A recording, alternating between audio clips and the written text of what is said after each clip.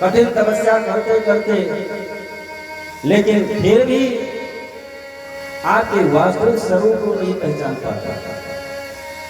तथा परमहंसानां मुनीनां मलात्मनां भक्ति योग विधानार्थं कथं पश्ये स्त्रियाः।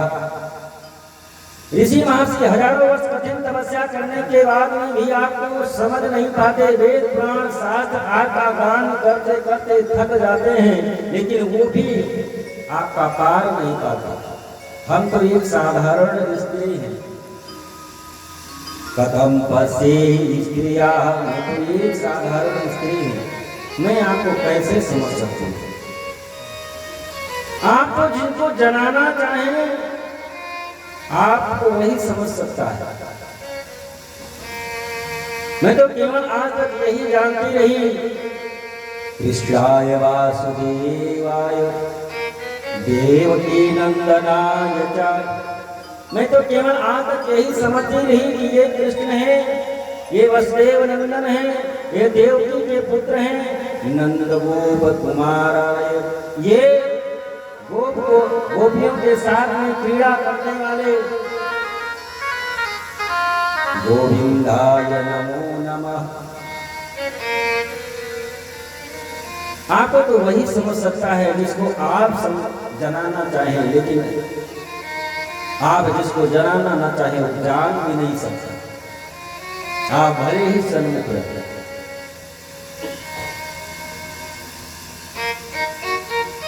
द्वारकाधीश भगवान से मुस्कुरा करके कहे, बुआ जी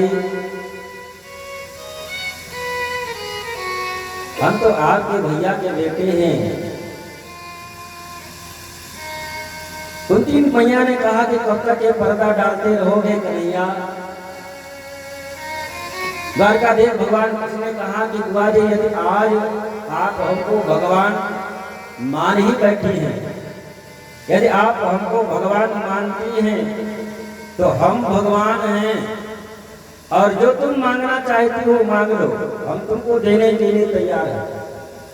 यदि तुम आज हमको भगवान अपना मानती हो तो हम भगवान हैं, आज जो मांगोगी हम देने के लिए तैयार हैं।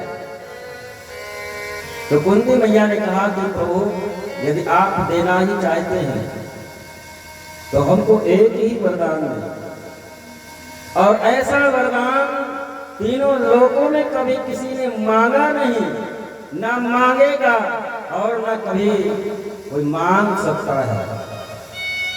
क्योंकि 2 पैसे की अगरबत्ती भी जला करके भगवान के सामने पहुंचता है, पिपला अमृत भी लेकर के समझ पहुंचता है, वो भी कहता है सुख संपत्ति घर आवे कष्ट मिटे मेरा। लेकिन कुंती मैया ने भगवान से वरदान मांगा, विपदा संतु नाशाश्वत, विपदा संतु नाशाश्वत तत्र तत्र जगत गुरु। यदि आप हमको वरदान देना ही चाहते हैं कन्हैया तो आप हमको विपत्ति के ऊपर विपत्ति देते जाए। द्वारकाधीश भगवान कृष्ण ने कहा, बुआ जी आप पागल तो नहीं हो? जन्म से लेकर के आज तक आपके ऊपर विपत्ति ही तो आती रही। जन्म आपका कहीं हुआ, पालन पोषण कहीं हुआ। 5 वर्ष की अवस्था में ही आपको महाराज कुंती भोज लेकर के चले गए, गोद ले ली।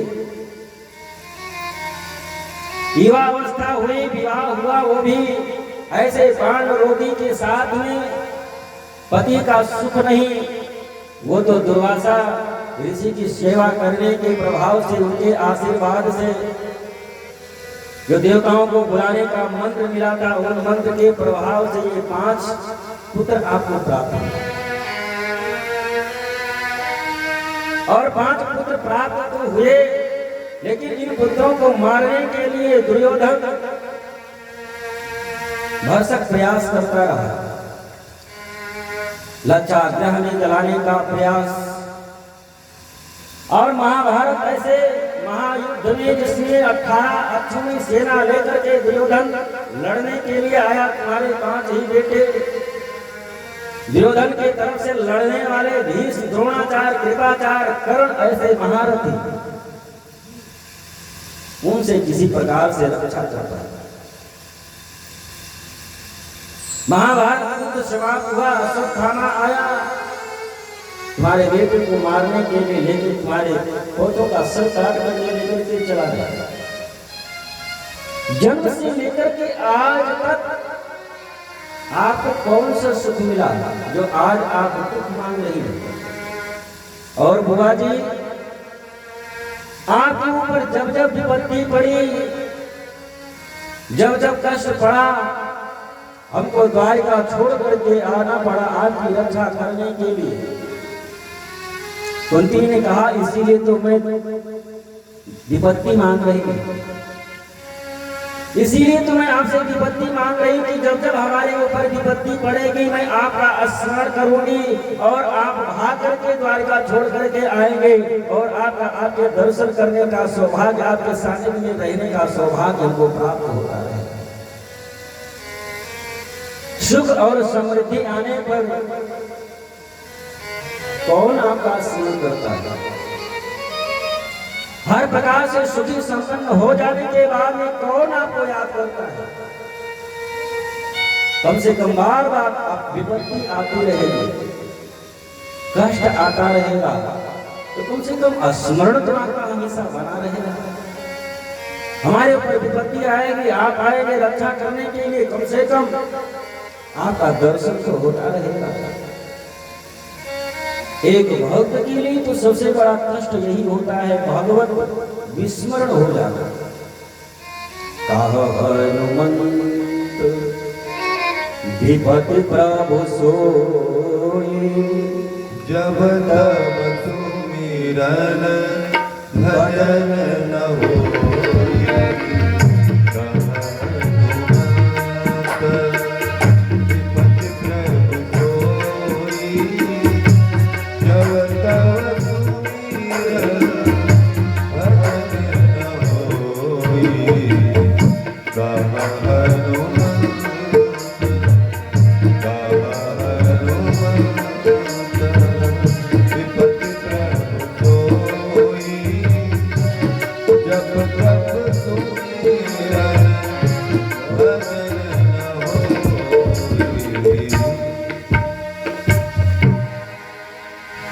भगवान श्री कुंती मैया प्रार्थना करती हैं कि प्रभु आप जैसे आज तक कृपा बनाए रहे, ऐसे ही परिवार पर कृपा बनाए रखे। द्वारिकाधीश द्वारिका जाने के लिए तैयार थे, लेकिन आज अब रुक गए।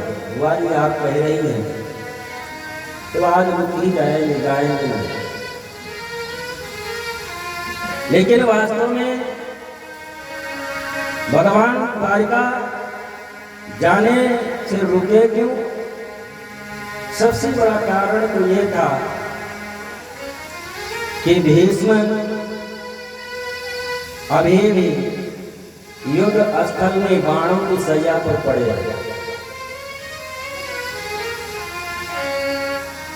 और उनको वचन दे चुके थे कि अंतिम समय में हम आपको दर्शन देने के लिए जरूर आएंगे। एक कब वचन दिए थे, इसकी भी एक घटना है। जब ये महाभारत का युद्ध प्रारंभ हुआ,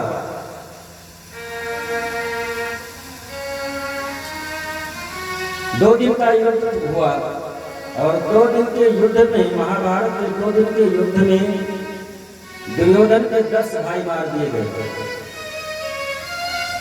हजारों की संख्या में सेना भी मार दी गई। दुर्योधन तीसरे दिन सायंकाल युद्ध समाप्त होने के बाद में भीष्म पितामह के शिविर में आया और भीष्म पितामह के सामने हाथ जोड़ करके कहने लगा कि बाबा एक बात आप बताएं, 2 दिन के युद्ध में हमारे 10 भाई मार दिए गए हमारी तरफ की संख्या, हमारी तरफ की हजारों की संख्या में सेना मार दी गई और 5 पांडवों में से 5 के 5 अभी जीवित है, एक भी नहीं मारा गया। उसकी छोटी सी सेना है, सेना का भी कोई महारथी मारा नहीं गया। तो भीष्म पितामह ने कहा, क्या तुम कहना क्या चाहते हो? क्या हम तुम्हारे तरफ से लड़ नहीं रहे? क्या हमारे सामर्थ्य पौरुष पर आपको शक है? दुर्योधन ने कहा, ऐसी बात नहीं है।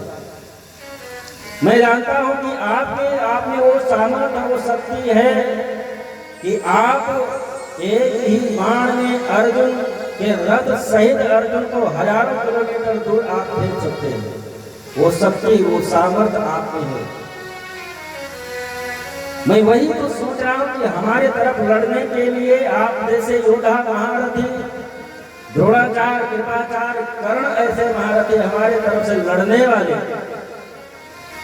फिर भी हमारे 10 भाई मार दिए जाए, हमारी सेना भी मारी जाए और उधर 5 के 5 जीवित रहे। भीष्म पितामह ने कहा, दुर्योधन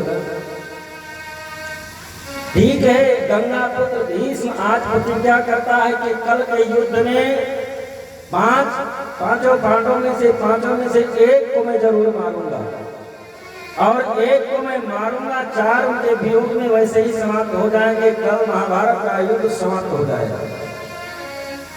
लेकिन उसके लिए तुमको एक काम करना होगा, ब्रह्म मुहूर्त में अपनी धर्म पत्नी भानुमति को भेज देना, हम उसको सौभाग्यवती होने का आशीर्वाद दे देंगे और उसको मैं सौभाग्यवती होने का आशीर्वाद दे दूंगा। तो इसके बाद में तीनों लोगों में कोई तुमको मार नहीं पाएगा।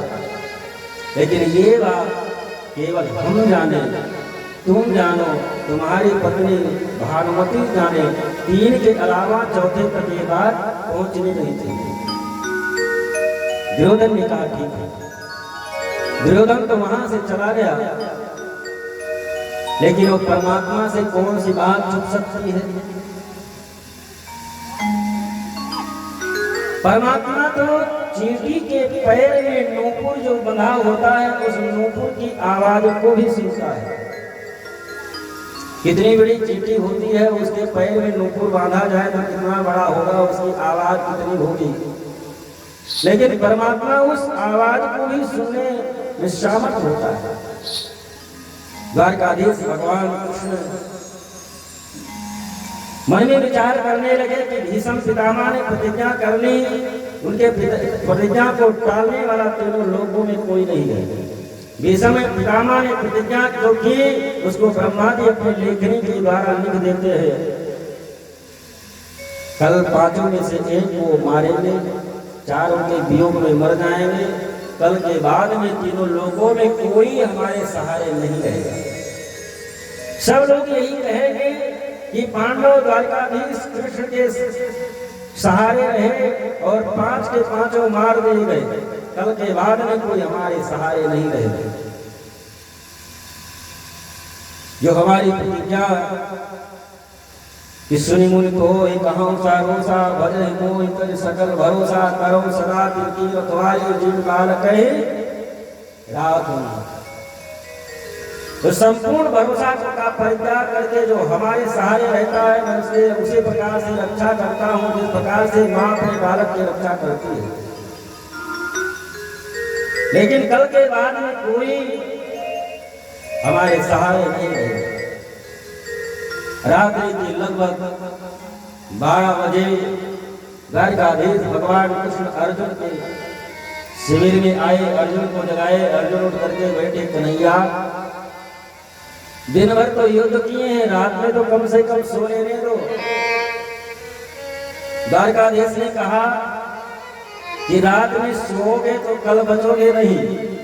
मतलब बाबा भीष्म पितामह ने प्रतिज्ञा कर ली है कि कल तुम 5 में से एक को मारेंगे और तुम 5 भाइयों में इतना प्रेम है कि एक के मरने पर 4 वैसे मर जाओगे। तो अर्जुन मुस्कुराने लगे। अर्जुन को मुस्कुराता देख द्वारकाधीश ने कहा कि अर्जुन, मृत्यु की बात को सुन करके तुम्हारे चेहरे पर मुस्कुराहट। अर्जुन ने कहा कि प्रभु और मैं क्या कर नहीं क्या सकता हूँ, हमारा जो काम है वो तो मैं कर रहा हूँ, और जो आपका काम है वो आप करें, इसमें मैं क्या कर सकता हूँ, हमारा जो काम है वो तो मैं कर ही रहा हूँ। भगवान ने कहा कि मतलब, अर्जुन ने कहा कि भक्त का काम होता है भगवान। क्या बात है भैया,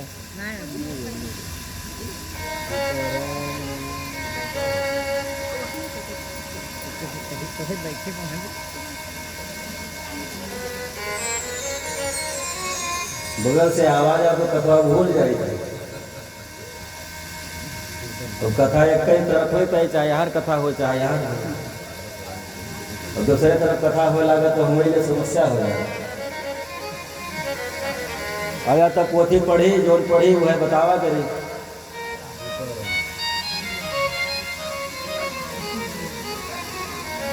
बोलिए श्री द्वारकाधीश भगवान की जय, भागवत भगवान की जय।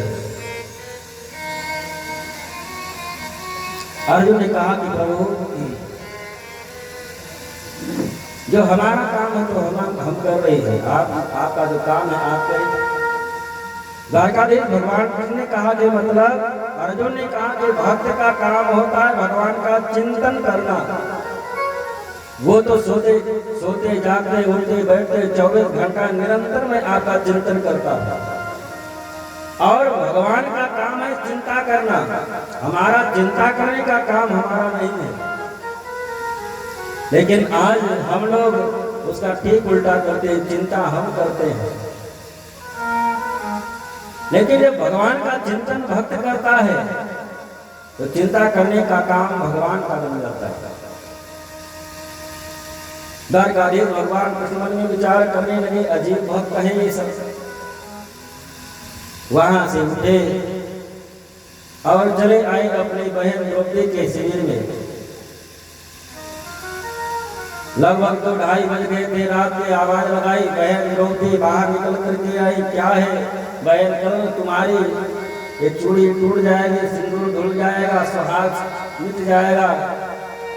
क्यों? बाबा भीष्म पितामह ने ऐसी प्रतिज्ञा की है कि कल 5 में से एक को मारेंगे। तो द्रौपदी ने कहा कि भैया मैं इसमें क्या कर सकती हूँ। बहन एक काम कर, दुर्योधन की पत्नी भानुमति आशीर्वाद लेने के लिए आए ब्रह्म मुहूर्त में, उसके पहले चल कर तुमको आशीर्वाद दिलवा देता। जल्दी से तैयार हो या अपनी 16 श्रृंगार कर ले। द्रौपदी गई, 16 श्रृंगार की तैयार हुई। चलो भैया, अरे रात में अकेले जाना ठीक नहीं है, कोई दासी को साथ में ले लो। द्रौपदी ने कहा कि अपने लिए स्वार्थ के लिए किसी को कष्ट देना ये भी अपराध है। दासी हमारी सेवा करने के लिए दिन के लिए है, रात में जागने का कष्ट मैं उसको दूं, ये ठीक नहीं है। आप हैं ना? द्वारकाधीश भगवान कृष्ण ने कहा ठीक है बहन, एक काम कर, श्रृंगार का सामान साड़ी ले आ। आज तीनों लोगों का मालिक, जिसके रोम रोम प्रतिलात हो कोटि कोटि ब्रह्मांड, जिसके एक एक रोए में करोड़ों करोड़ों ब्रह्मांड समाहित है, वो ब्रह्म अपने भक्त की रक्षा करने के लिए स्त्रियों का पोशाक, स्त्रियों की साड़ी श्रृंगार करके द्रौपदी को लेकर के भीष्म पितामह के शिविर में पहुंच गए। बाबा भीष्म पितामह माला लेकर के बैठे हुए हैं। द्रौपदी शिविर में जाने लगे, चप्पल पहने हुए थे। द्वारकाधीश ने कहा बहन पूजा कर रही होंगी, बाबा चप्पल पहन करके अंदर मत जा। द्रौपदी वापिस होने लगी। कन्हैया ने कहा कि बहन शुभ कार्य के लिए आगे कदम बढ़ाने के बाद में पीछे नहीं लौटना चाहिए, तू वहीं पर रुक जा, अपनी चप्पल उतार दे। द्रौपदी चप्पल को उतार देती है। द्वारकाधीश जिस प्रकार से भगवान को भक्त मानता है, भगवान कि अपने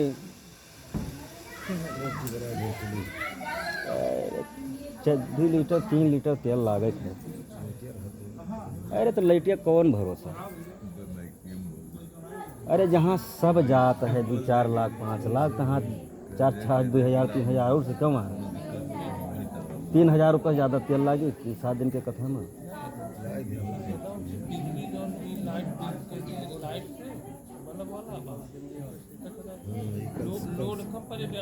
अरे जहाँ सब जात है तहाँ 3,000 और से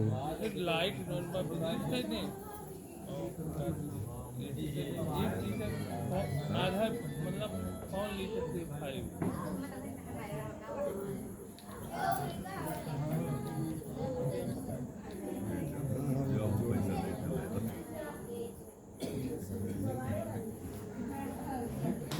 हमारे प्रश्न का तो हम नहीं जगने बंद करेंगे चाहे जो नहीं।